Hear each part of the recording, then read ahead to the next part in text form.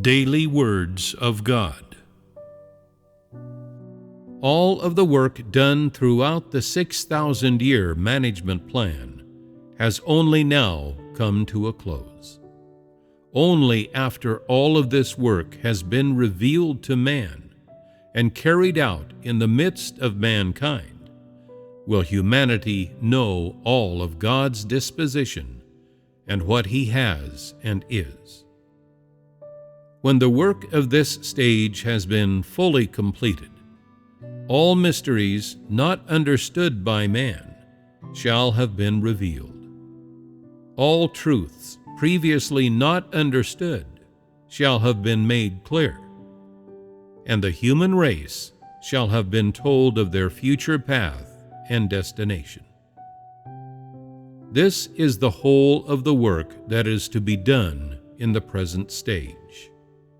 Even though the path that man walks today is also the path of the cross and the path of suffering, what man practices and what he eats, drinks, and enjoys today are greatly different from that which fell to man under the law and in the age of grace.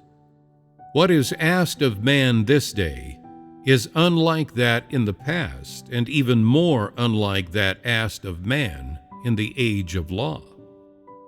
Now, what was asked of man under the law when God was doing His work in Israel? It was no more than that man should keep the Sabbath and the laws of Jehovah. No one was to labor on the Sabbath or transgress the laws of Jehovah. But it is not so now. On the Sabbath, man works, gathers, and prays as usual, and no restrictions are imposed on him. Those in the age of grace had to be baptized, and they were further asked to fast, break bread, drink wine, cover their heads, and wash the feet of others for them. Now, these rules have been abolished, but greater demands are made of man, for the work of God grows ever deeper, and the entry of man reaches ever higher. In the past, Jesus laid His hands upon man and prayed. But now that everything has been said, what is the use of the laying on of hands?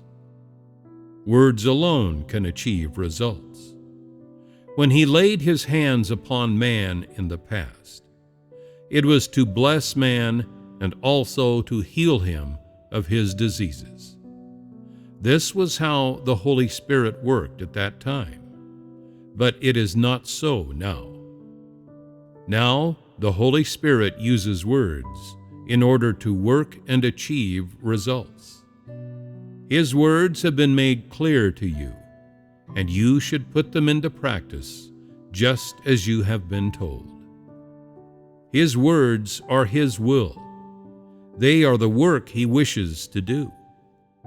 Through His words, you will understand His will and that which He asks you to attain, and you may just put His words into practice directly without any need for the laying on of hands.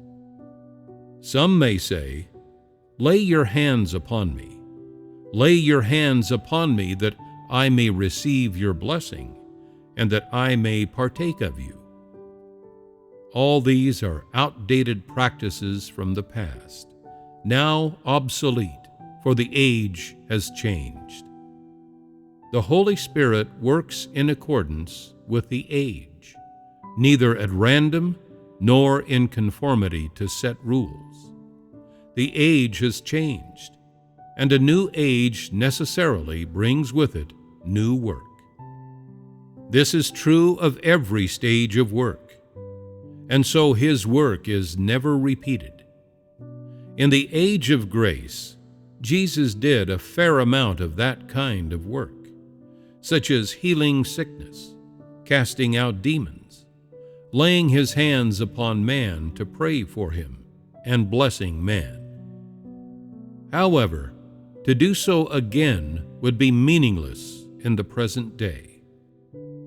The Holy Spirit worked in that way at the time, for it was the age of grace, and there was sufficient grace for man to enjoy. No payment of any kind was asked of him, and so long as he had faith, he would receive grace.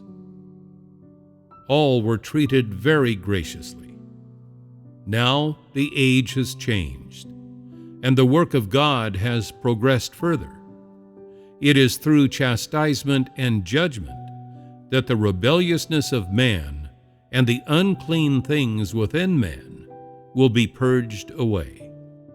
That stage being the stage of redemption, it behooved God to work in that way, showing enough grace for man to enjoy, so that man might be redeemed from sin, and by means of grace be forgiven his sins.